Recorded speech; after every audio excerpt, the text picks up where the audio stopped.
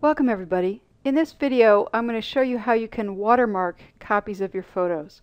So you can put your copyright straight on your photo, or your logo for example.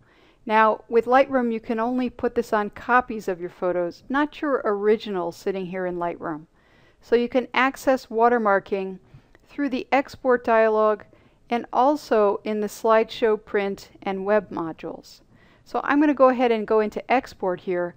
But notice that I have 3 photos selected that I'm going to export. Now I would choose whatever file settings I want to. I'm going to go ahead and click on my small JPEG preset to give me a starting point.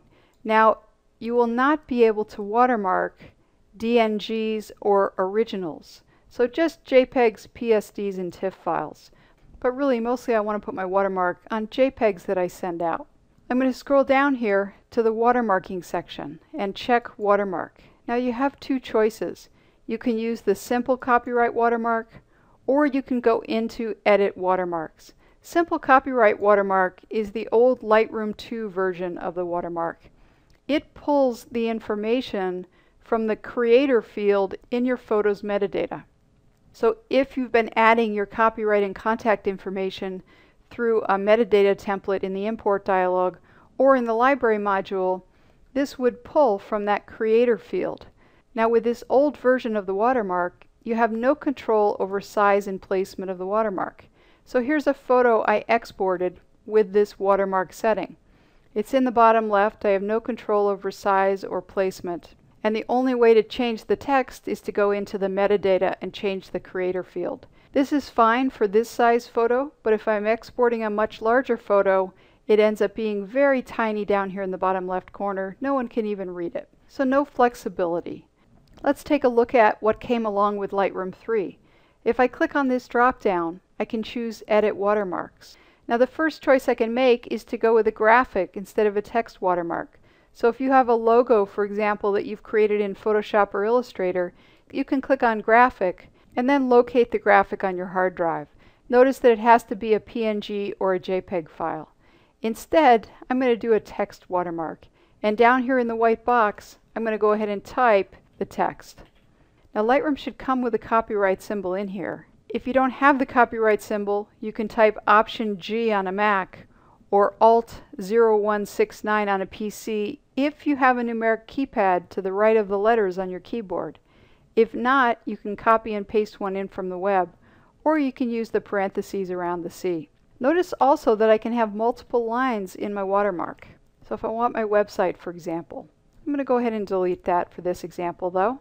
Now I can increase the size either by clicking and dragging on the watermark or coming down to the size section here. So I can choose a different size here. I can click on Fit, or I can click on Fill. I'm going to choose proportional here, and I'll make it about that big.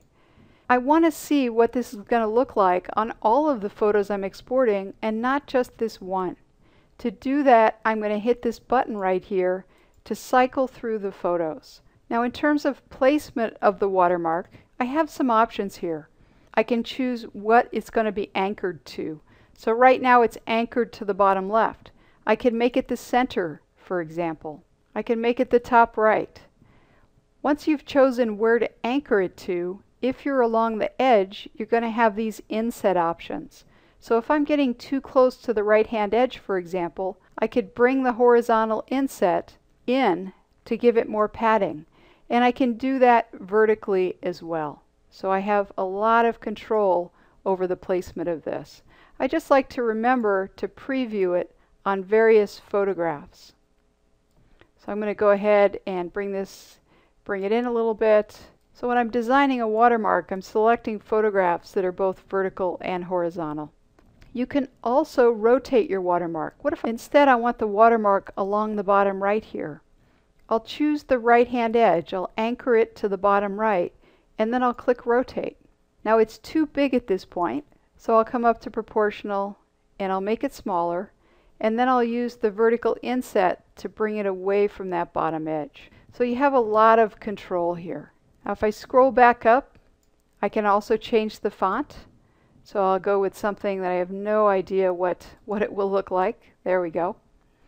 And often with the fonts, I can change the style as well. Now, alignment here is not alignment within the photo. It's alignment within the cell. It generally is not going to do very much. For alignment, I would come back down to the anchor to decide whether you wanted to anchor it to the center, left, right, top, bottom. You can change the color of your watermark. So I could go with something very garish or very tasteful. I'm going to go ahead and change that back to white though. And finally, you can control the opacity of it. So you can fade it out so that it clearly identifies your photographs without detracting from the viewer's experience as much. So I've covered all of the options. You can see that you have a lot of choices. Now you can save multiple watermarks for different purposes. Now that I've designed this, I'm going to go ahead and click on Save, and I'll give this a name. So I'll just call this bottom right sideways watermark, and then I'll click Create. Now I'm going to go ahead and export these photos, and when they come up, I'll just show you the watermark that's been applied. Okay, so let's go ahead and look at this one.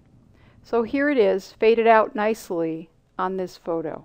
Now I'm going to go back into the export dialog to show you a couple of watermark management tips. So I'll come down here. First of all, notice that this new one now appears in my list. So I can choose it anytime I want, or I can choose another one that I've created, or I can go into Edit Watermarks and create a new one. Now, within this dialog here, once you select the watermark that you want to work with, you can rename your watermarks, and you can also delete your watermarks. So that's a very common question. How do I delete the watermarks that I created when I was just playing around? So just keep in mind that this is here. If you're on a different watermark, the trick is to select that watermark from your list, and then you'll get the option to delete it. So this concludes the video on watermarking copies of your photographs.